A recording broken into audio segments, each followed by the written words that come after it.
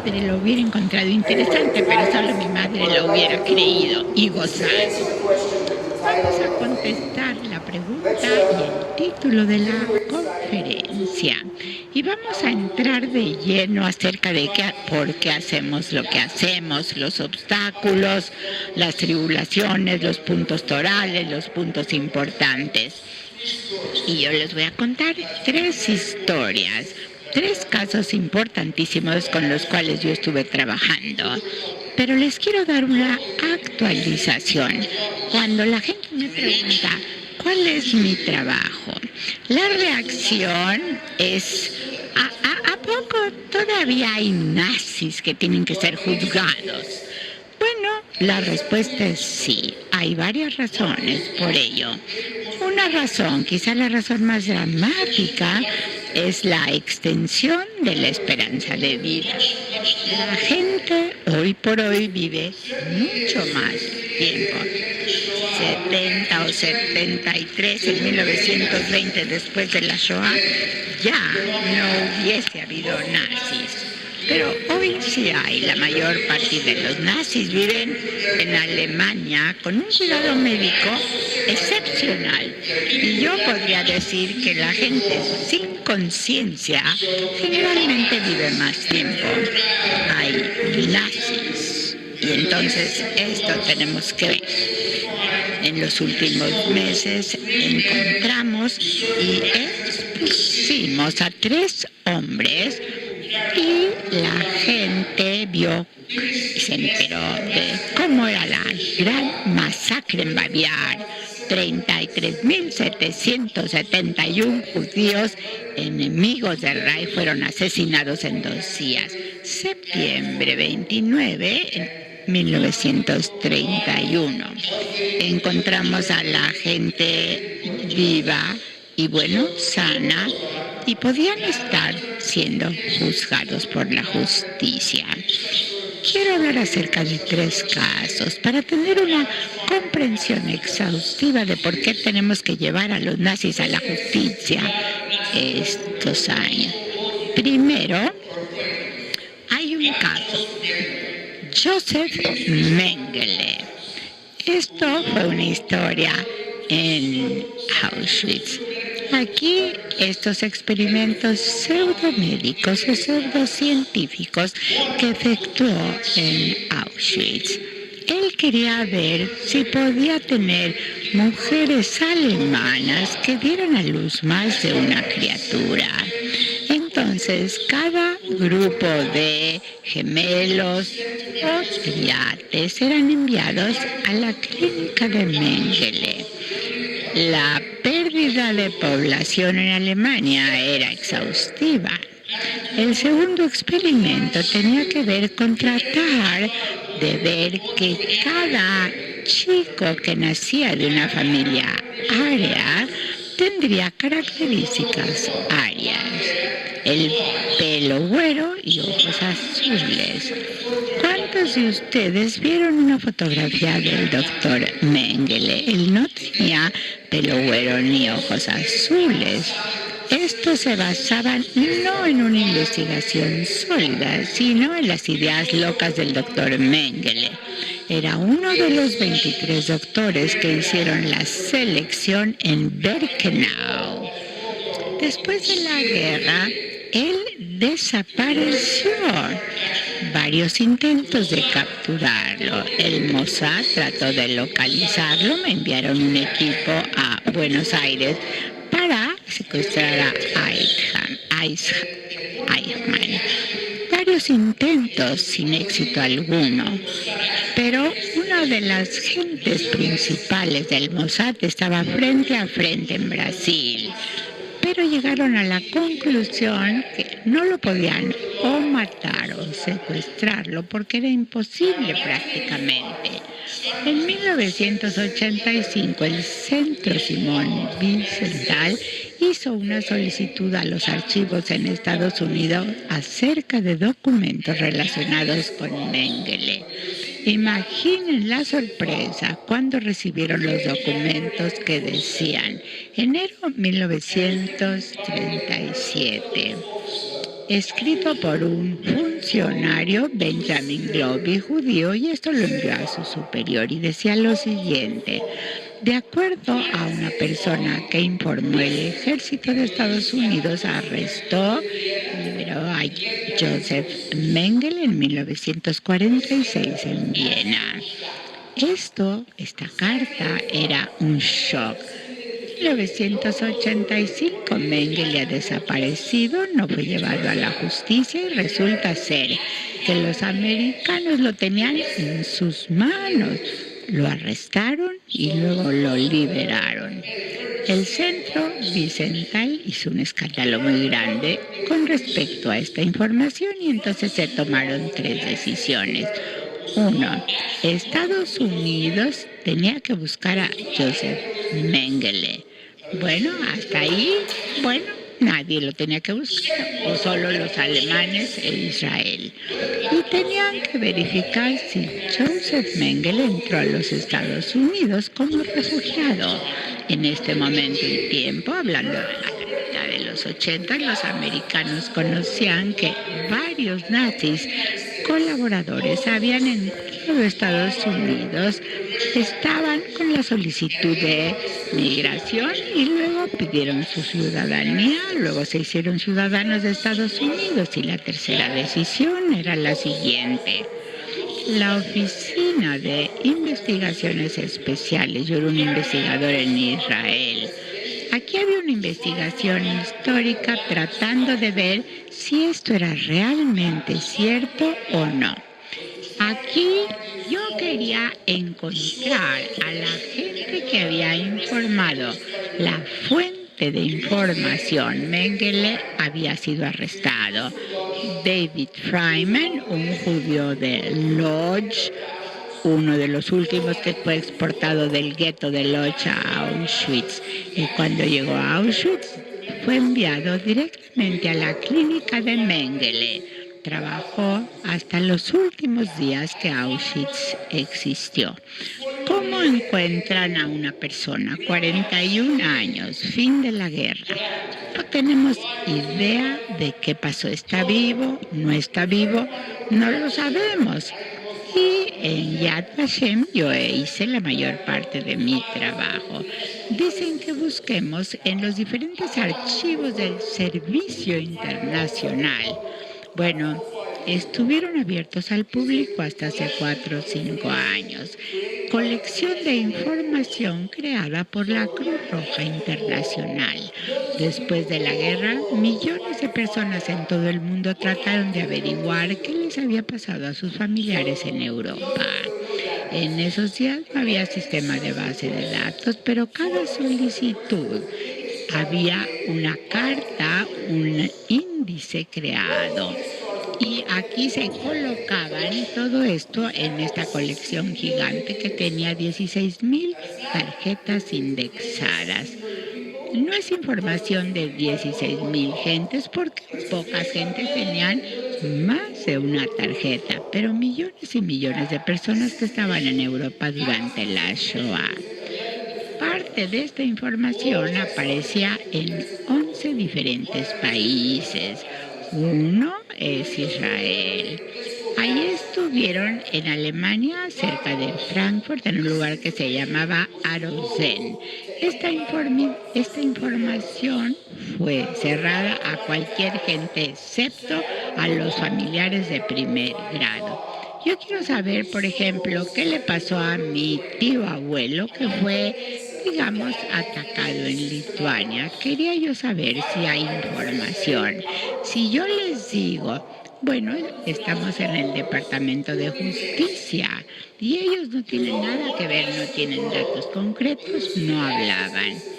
Hay 3 lugares, hay acceso a esta información y uno de ellos fue Yad Vashem.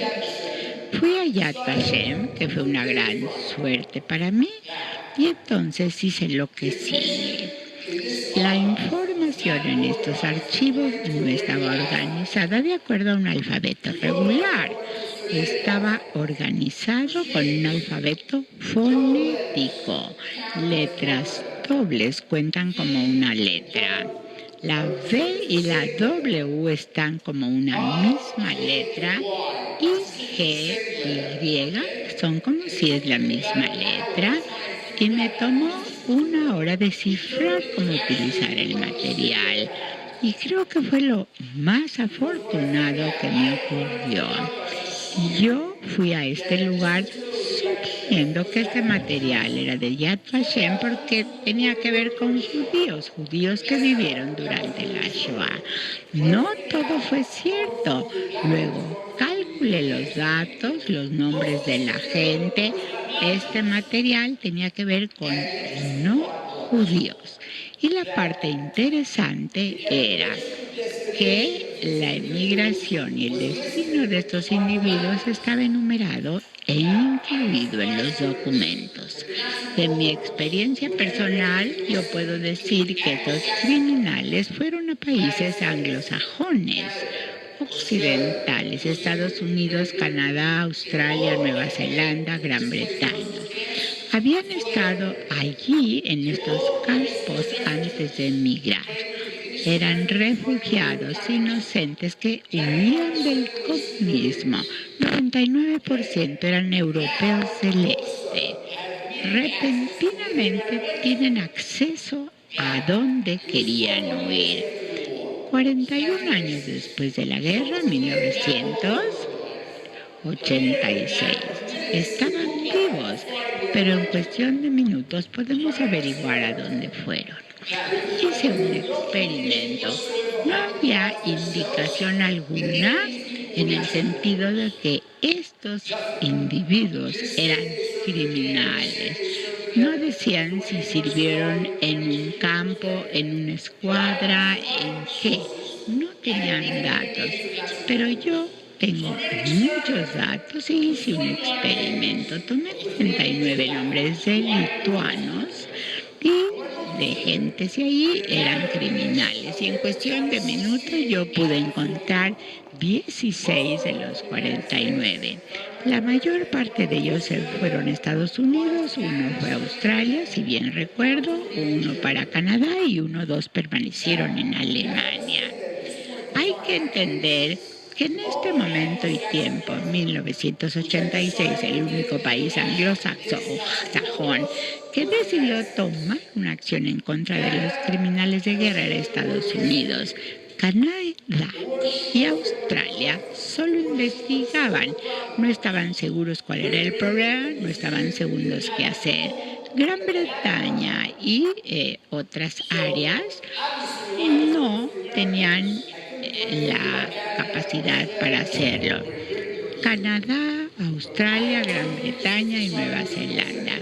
Pero yo trabajé con el centro Vicental en Los Ángeles. Le hablé al Rabbi Heyer, que creó el centro, y le dije, ahora tenemos la oportunidad de poder hacer que estos otros gobiernos que no se han decidido a tomar una acción legal en contra de estos nazis. Estos son sospechosos que fueron a un país X. El rabino dijo, vamos a ver qué sucede en Jerusalén. Trabajamos allí, yo te proveo material y eso es un momento histórico. Aprovechemos la oportunidad para asegurarnos que Australia, Canadá, Gran Bretaña y Nueva Zelanda tomen la decisión de tomar una acción en contra de estas gentes en vez de que sean refugiados inocentes.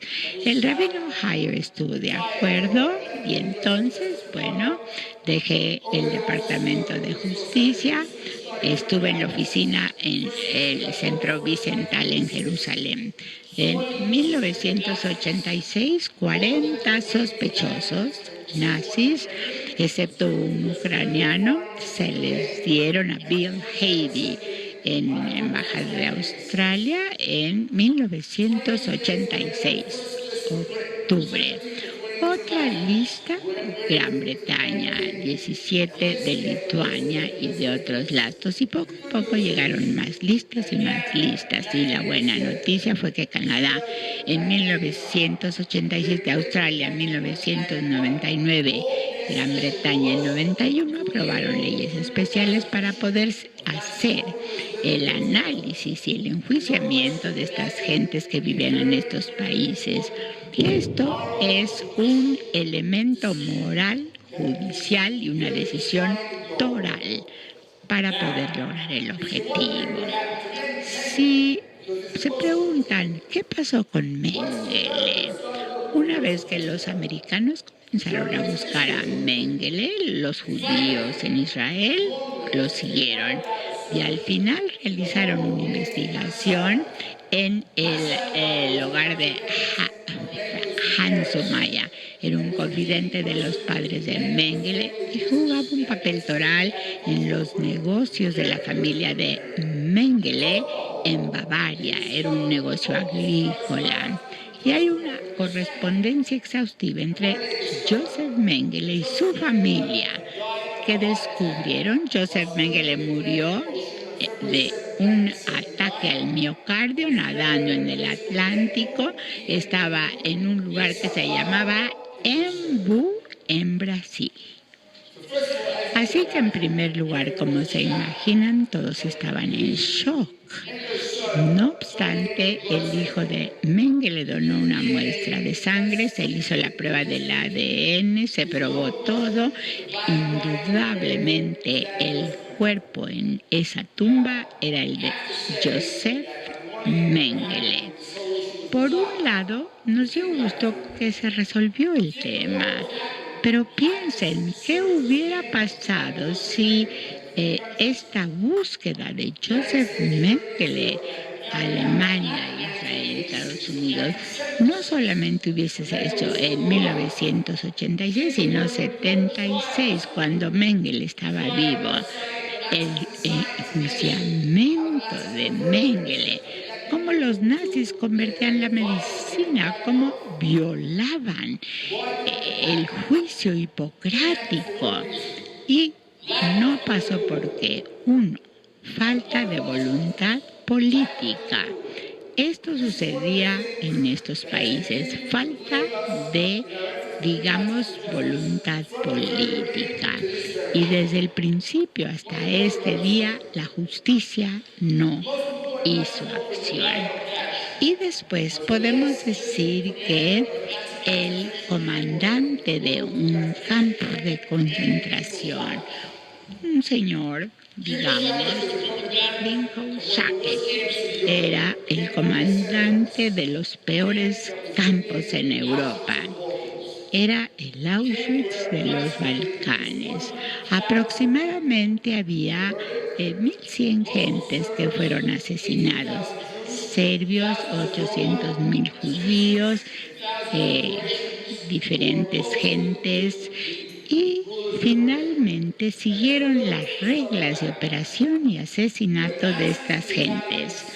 Cuando los nazis y los italianos invadieron y capturaron Yugoslavia, cortaron al país en diferentes partes. Una de las partes era el Estado de Independencia de Croacia, que había existido durante 900 años. Este Estado independiente de Croacia es lo que hoy por hoy es Croacia, más Bosnia-Herzegovina y parte de Serbia. Al país se le dio en una charola de plata al movimiento fascista Ustaša, fundado al principio de los 20 por Pavelić, un movimiento que tomaba a Croacia y la sacaba de Yugoslavia. No había turistas, no había nada, había un sistema anti-egipcio, antiturístico, antijudío y nada más. Había muchos serbios, muchos judíos, y durante semanas la regla del país fue establecer campos de concentración, Jasenovats. Mandaron a sus enemigos a estos campos y comenzaron no a matarlos con, digamos, cámaras de gas. Acá se hacía con dragas, se hacía con granadas, con morteros, y era un asesinato más doloroso y lo llamaban un asesinato en serie. Muchos de los criminales de Ustasha lograron escapar a Argentina. Argentina fue el paraíso para muchos nazis, empezando por Mengele, pero también para muchos croatas. Estas gentes tenían las líneas rojas. Eran las redes de trabajo por vía escape. Salían de Austria, Alemania, a Italia, llegaban a Génova, se les daban pasaportes falsos, nombres falsos, y se les daban boletos a 2 lugares. Podían escoger ir al Medio Oriente, ir a Egipto o a Siria, o podrían ir a Sudamérica. El país que fue sumamente apoyador era Argentina, por varias razones. Uno, ellos tenían cierta simpatía por los alemanes. Creían que estos inmigrantes alemanes, gente culta, importante, informada, el centro cultural de Alemania con sus gentes iba a mejorar el nivel cultural de Argentina. Y luego ellos apoyaban a los nazis. Y entonces había golpes de Estado cada semana. Había que dejar las puertas abiertas. No vieron a estas gentes como criminales de guerra, sino como refugiados políticos que necesitaban cobija porque perdieron la guerra, no por cometer crímenes terribles. Hay un tema que se llama Odessa Real, escrita por Uki Goni, un escritor argentino. Varios argentinos tenían que buscar a estas gentes. No por coincidencia llegaron a Buenos Aires, los estaban buscando. ¿Y quién era? Uno de los líderes del comité era Evita. No llores por mi Argentina. Evita, la persona que dirigió esta red de trabajo de escape, creó un seminario en Roma durante la guerra y entró en esta vía de escape. Pero luego había un diputado que se llamaba Dragonovich. Entonces, el jefe de Estado del Estado de Croacia era uno de los asesinos más grandes. Ellos también se fueron a Buenos Aires. Allí estaba en shock. Bingo Shaque era uno de los comandantes. Lo rastreamos, un periodista argentino nos señaló el camino y allí fueron a Santa Teresita, donde estaba el hogar, 230 millas al sur de Buenos Aires, y decían que querían encontrar a sobrevivientes de este grupo. No había mucho, pero había gente todavía que vivía y entonces vieron los horrores de la ejecución. Luego confrontaron todo esto. Entonces no le dijo, ¿me invitas a un café? No, toca la puerta. Šokić abre la puerta. Usted es Bingo Šokić. Usted es el comandante de Jesenova. Sí. Vamos a detenernos. Cuando los criminales nazis iban a ser expuestos, había 2 respuestas. Uno, decían, no, alguien robó mi identidad, no soy yo. Segunda respuesta era, soy yo, pero no lo hice. ¿Y qué dijo Bingo Šokić? Soy yo y sí lo hice. Y dijeron, quiero hacerle preguntas. Y él dice, encantado, siéntate en la sala. Usted fue el comandante del peor campo en los Balcanes. ¿Qué tienes que decir para defenderte? ¿Cuál es el problema? Cada país tiene cierta colonia y cuando estaban en Jesenovich, ellos se merecían estar ahí. Y dice, mira, yo me junté con los sobrevivientes, no me mientas. Mucha gente murió, el terror, el odio, la matanza.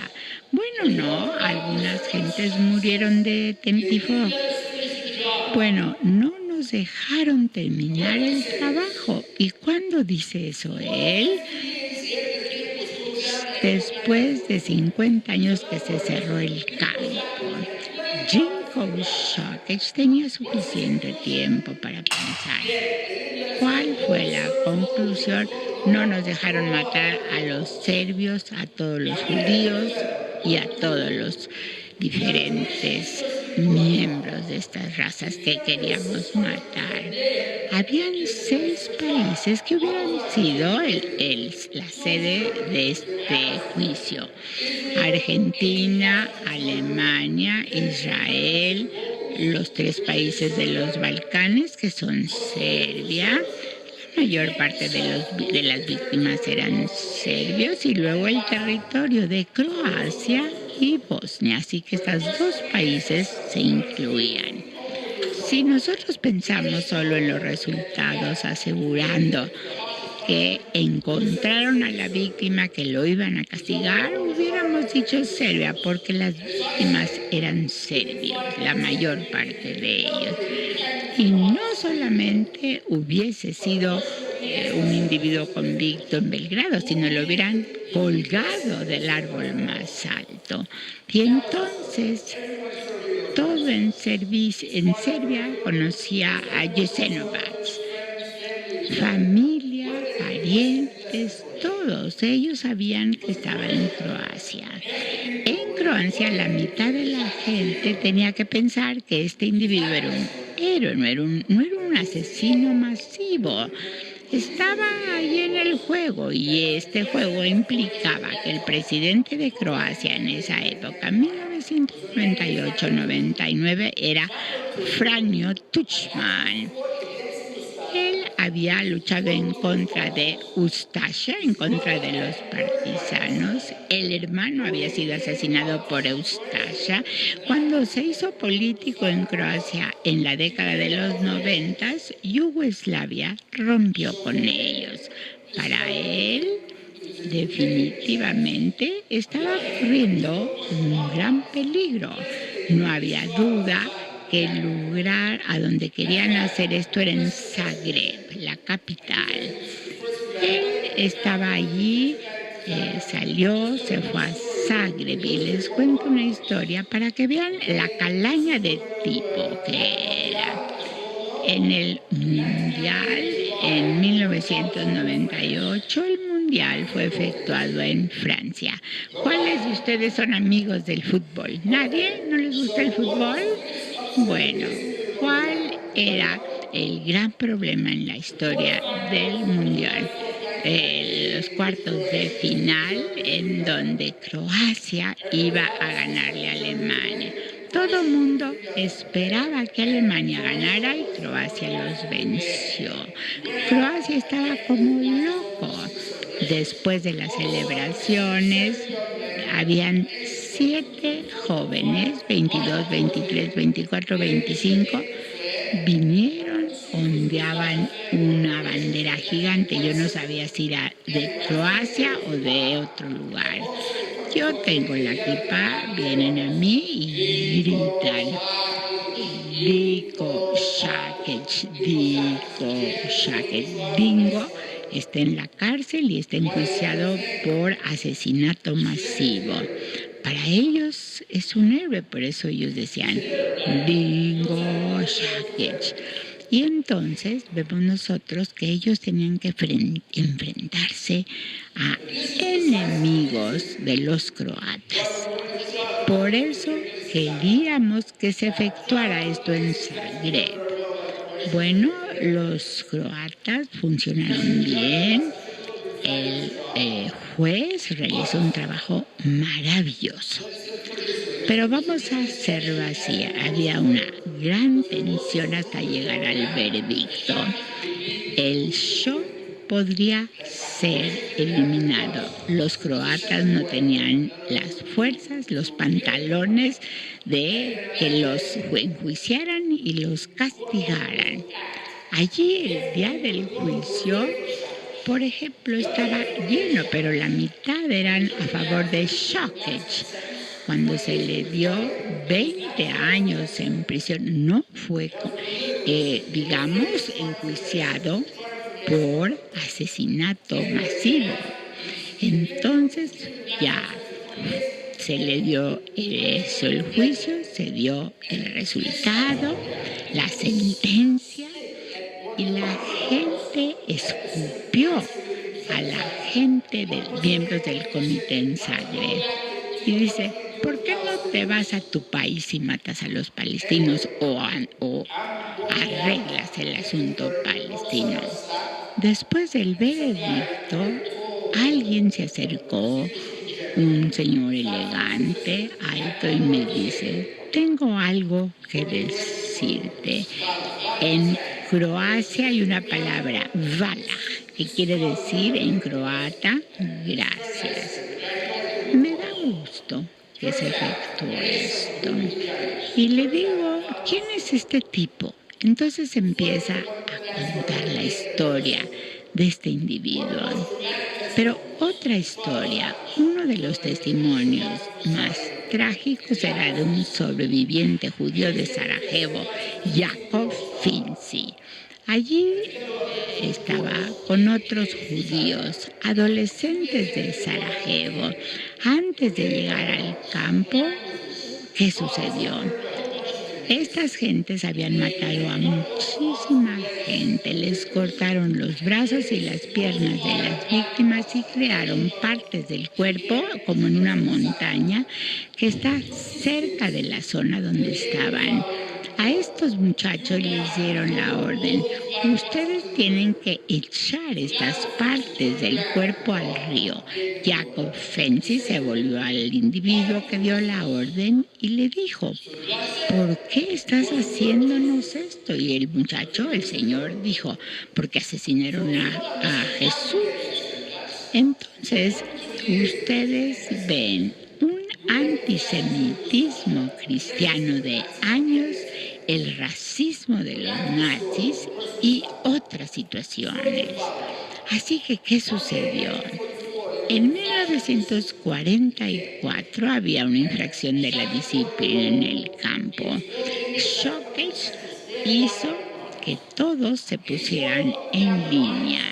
Caminaba por las líneas y entonces decían, toda esta gente la vamos a colgar.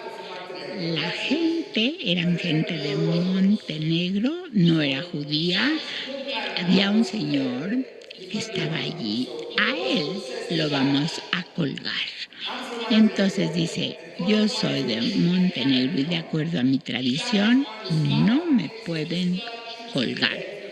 Entonces el individuo que está enfrente saca su pistola y lo mata. Era el hermano de Milos. Él nunca pensó que Croacia iba a ser independiente, que el hermano iba a digamos, cobrar la justicia. Y bueno, yo quiero decirles también que tengo un trabajo frustrante. No se imaginan cuántos nazis murieron en medio de las investigaciones. Por ejemplo, en Košice, Eslovaquia, mandaron más de 15,000 jóvenes judíos a Auschwitz. Este individuo que hizo todo maneja su carro y el individuo fue enjuiciado. ¿Qué sucedió? Se murió una semana antes del juicio. En primer lugar, la digamos, decisión, la situación en la que viven las víctimas es importante. Nosotros, la generación después de la Shoah, tenemos compromiso con las víctimas y sus familias. Si logramos hacer justicia, podemos nosotros ayudar a estas gentes. Tercer caso, ¿cómo obtenemos la información? Nosotros tenemos un problema serio. No podemos trabajar como la policía. Vemos quién comete el crimen, analizamos y procedemos. 99% de las gentes que cometieron los crímenes en la Shoah, bueno, estábamos perdiendo nuestra energía los recursos y la mano de obra. Teníamos que hablar acerca de la información y la gente podía soportar un juicio y quizá eran o no eran judíos. Un día alguien de Escocia cuenta la historia. Tiene una novia húngara. Los escoceses y los húngaros se unían para eventos sociales. Entonces, un grupo de gentes jóvenes húngaros está presumiendo de su papel para poder deportar a los judíos en la zona de Auschwitz. En la primavera, en 1944, la gendarmería capturó a estas gentes, no había nazis, los mandaron a Auschwitz y murieron. Este individuo se llama Stephen Brandon. Estoy en shock acerca de lo que habla. Entonces, bueno, no importa de dónde sea, a dónde vaya, pero hay que matarlo. Así decía el correo. Y luego hay otras ideas de qué hacer con él, aparte de matarlo. Pero yo dije, Stephen Brandon no es un nombre húngaro. Si no podemos obtener su nombre verdadero, no podemos determinar si realmente este individuo hizo lo que presume que hizo. Su nombre se llama István Pondershoff. Es un nombre totalmente húngaro. Comenzamos a ver qué sucedía. Vimos un experto en húngaro de Yad Vashem. No pudimos encontrar nada. Meses después, un periodista escocés me vino a entrevistar en Jerusalén. El periodista me cayó bien y yo le dije, tengo este problema. Este individuo vive en Escocia, él dijo y presume que mandó a muchos judíos a Auschwitz. No sabemos si es cierto. Si uno ve en Hungría, difícil ver las deportaciones en general. Es mejor tener una víctima concreta. Díganle que el Glasgow Term era un periódico y algo salió en una revista acerca de los húngaros en Escocia. Cosa rara, pero era. Yo creo que no entienden la semejanza, pero yo les voy a explicar. Yo dije, hay que entrevistarlo. Pregúntale a dónde estuvo en la primavera de 1944. Tomó tiempo, Michael Ferry lo hizo, al día siguiente me habla y entonces les tengo que explicar por qué lo invitaron. La persona que escribió el correo quejándose de él mandó una foto del individuo que estaba en su jardín trasero conmemorando el 50 aniversario de la visita a Escocia por un señor Mayor Scozo. Aquellos que no saben, Lyle Scozo era un nacionalista en la Revolución de 48. Así que quizá era bueno tomar una foto del monumento para el artículo. Dice, hay noticias buenas y aún mejores. Bueno, las noticias buenas que es en la sexta ciudad más grande de Hungría y se deportaron varios judíos. A ver, en la pared de Body Shows hay una fotografía de la gendarmería húngara. Entonces yo les pregunté, István, ¿quién es ese señor en tu pared? Ah, ese es Zander Shapiro, un alto funcionario y estamos nosotros en contacto todo el tiempo. Muy bien, excepto por un solo hecho. Él no dijo a dónde estaba. Le dije a Michael, mi amigo, dile al individuo que están encantados en el consejo editorial la historia de los húngaros. Quieren publicarla ya. Pero dime, ¿a dónde está el amigo Shapiro? Y dice, está en Hungría. Yo expuse a estas gentes de 82 años, suponiendo que como tiene 91 años, no va a huir, pero huyó. Entonces yo seguí siendo muy cuidadoso. Vamos a tratar de buscarlo, de encontrarlo. Y sí, nosotros lo encontramos y estaba viviendo en Budapest. Y estaba en un templo que funcionaba. Esto era en Buda. Y la pregunta fue, ¿cómo está de salud? ¿Está en una buena forma? Nos queda claro que está vivo, pero ¿en qué condiciones está? Fui a Budapest, fuimos a su casa. Él vivía en un edificio junto al templo y yo fui con dos gentes. Faith Church es una iglesia evangélica muy projudía. Me dieron a dos gentes, un hombre y una mujer, para que me ayudaran, para que siguiéramos la huella. La mujer quería hablar y preguntaba.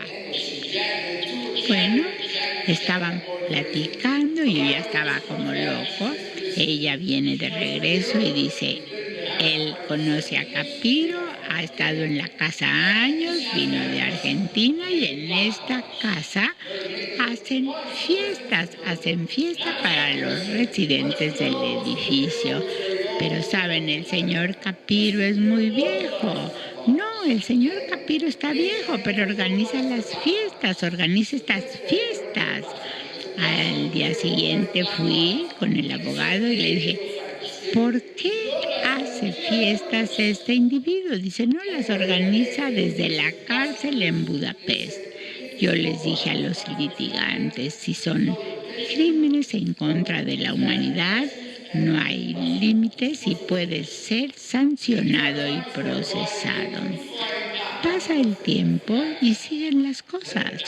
Un punto que no les he dicho. Gaby Barchaket en Yad Vashem, él sabía mucho de Shapiro y sabía datos exhaustivos y privados.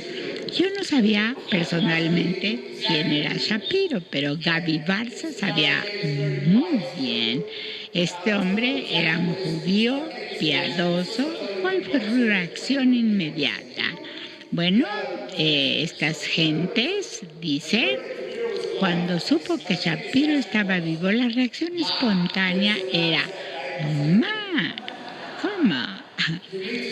¿Quieres decir que ese cabrón está vivo?